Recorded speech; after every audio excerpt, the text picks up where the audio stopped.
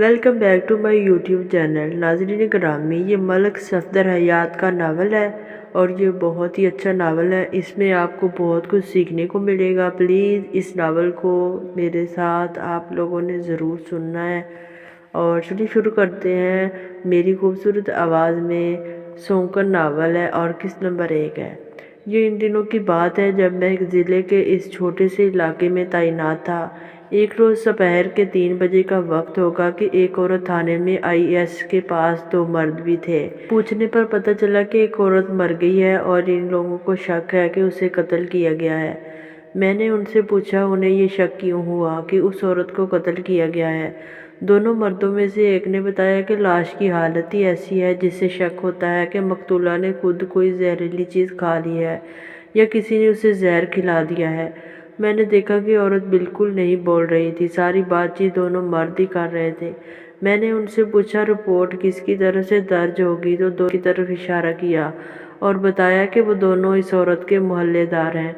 मैंने उस औरत से उसका नाम पूछा तो उसने अपना नाम शादू बताया और मरने वाले का नाम सरदारा बेगम बताया। मैंने उससे पूछा कि मरने वाली से इसका क्या रिश्ता है और क्या इसके घर में कोई मर्द नहीं है। इसने मुझे जो जवाब दिया उसे सुनकर मुझे झटका लगा।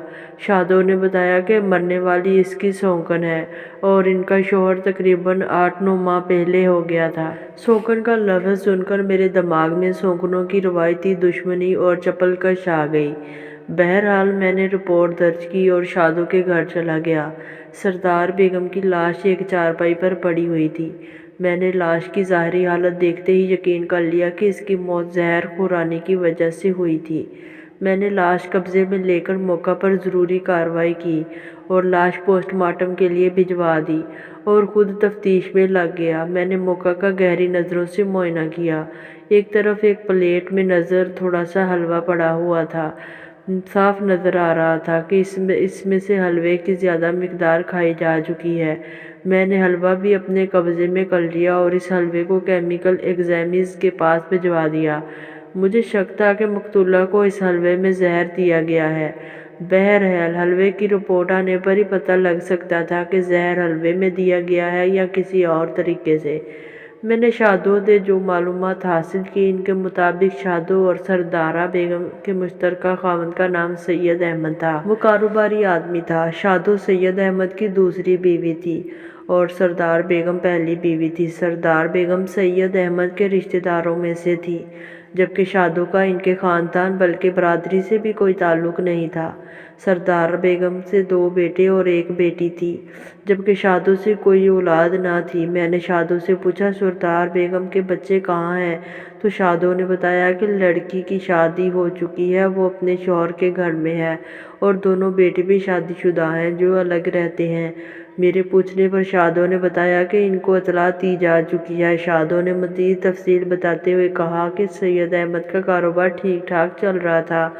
सैयद अहमद ने शादो के साथ चोरी छुपे शादी की थी और इसको अलग किराए के मकान में रखा हुआ था। सैयद अहमद ने यह राज किसी को नहीं बताया था। ज़िंदगी बड़ी अच्छी गुजर रही थी। फिर वो वक्त भी आया जब सैयद अहमद बीमार हो गया और ये बीमारी तूल पकड़ती गई। जब सैयद अहमद को अपने बचने की कोई उम्मीद न रही तो इसने अपनी पहली बीवी सरदार बेगम के सामने ये इंकशाफ कर दिया कि इसने चोरी छुपे एक और शादी कर रखी है। ये सुनकर सरदार बेगम को दुख तो बहुत हुआ, लेकिन अब कुछ नहीं हो सकता था। सैयद अहमद ने अपनी दूसरी बीवी को बुलाकर इसका हाथ सरदार बेगम के हाथ में दिया और कहा कि मेरा आखिरी वक्त आन पहुंचा है, कोई पता नहीं कब जान निकल जाए।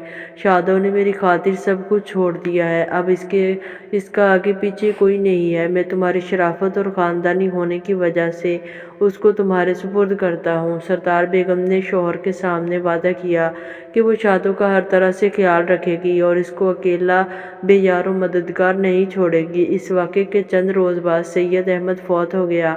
सरदार बेगम ने अपने शौहर की वसीयत को दिलो जान से तस्लीम कर लिया और शादो से कहा कि वो उसे सौंकनों की तरह नहीं बल्कि बहनों की तरह रखेगी।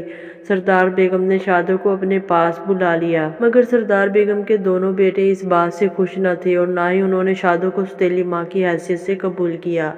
इस वजह से घर में आए रोज़ लड़ाई झगड़ा रहने लगा। इन हालात से तंग आकर सरदार बेगम शादो को लेकर اسی کرائے کے مکان میں آ گئی جہاں پہلے شادو رہا کرتی تھی۔ سردار بیگم کی بیٹی بیاہی گئی تھی، بیٹے بھی شادی شدہ تھے اور اپنی اپنی دنیا میں مگن تھے، اس لیے انہوں نے ماں کے جانے کی پرواہ نہیں کی۔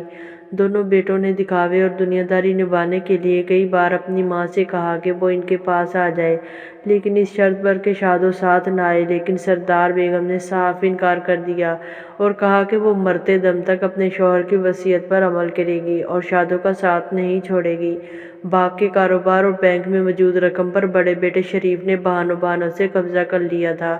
سردار بیگم اور شادو پریشانی سے دوچار ہو گئی۔ سردار بیگم پڑھی لکھی تھی، اس نے گھر میں بچوں کو پڑھانا شروع کر دیا۔ شادو نے گھر کے قریب لڑکیوں کے ایک اسکول کی پرنسپل سے اپنی مشکل بیان کی تو شادو کو اسکول کے چھوٹے موٹے کاموں کے لیے رکھ لیا۔ اس طرح ان کو کچھ نہ کچھ آمدنی ہونے لگی اور گھر کا خرچہ آسانی سے چلنے لگا۔ سردار بیگم کبھی مہینے 15 دن بعد اپنے بیٹوں سے ملنے چلی جاتی تھی۔ بڑے بیٹے شریف کا رویہ اس کے ساتھ اچھا نہ ہوتا تھا، وہ ماں سے یہی کہتا تھا کہ شادو کو چھوڑ دے اور گھر آ جائے، لیکن سردار بیگم کسی طرح بھی یہ بات ماننے پر تیار نہ تھی۔ شریف کو ماں پر بہت غصہ آتا تھا۔ بہرحال سردار بیگم بڑے عزم اور ہمت سے وفا کی پتلی بنی اپنے مرحوم شوہر سے کیا ہوا وعدہ نبھا رہی تھی اور شادو بھی اس کے ساتھ پورا تعاون کر رہی تھی۔ اب واقعات کو مختصر کر کے بات اس روز پر لے آتا ہوں جس روز سردار بیگم مر گئی تھی۔ اس روز شادو اسکول سے چھٹی کے بعد کام کاج سے فارغ ہو کر گھر پہنچی تو اس نے دیکھا کہ سردار بیگم مردہ پڑی ہوئی تھی۔ شادو نے چیخو پکار کی تو محلے دار اکٹھے ہو گئے تھے۔ کچھ سمجھدار لوگوں نے رائے دی کہ پولیس کو اطلاع دینا ضروری ہے۔ انہوں نے لاش کی حالت دیکھ کر شک ظاہر کیا کہ اس کو زہر دیا گیا ہے یا اس نے خود زہر کھا لیا ہے، اس لیے پوسٹ مارٹم ضروری ہے۔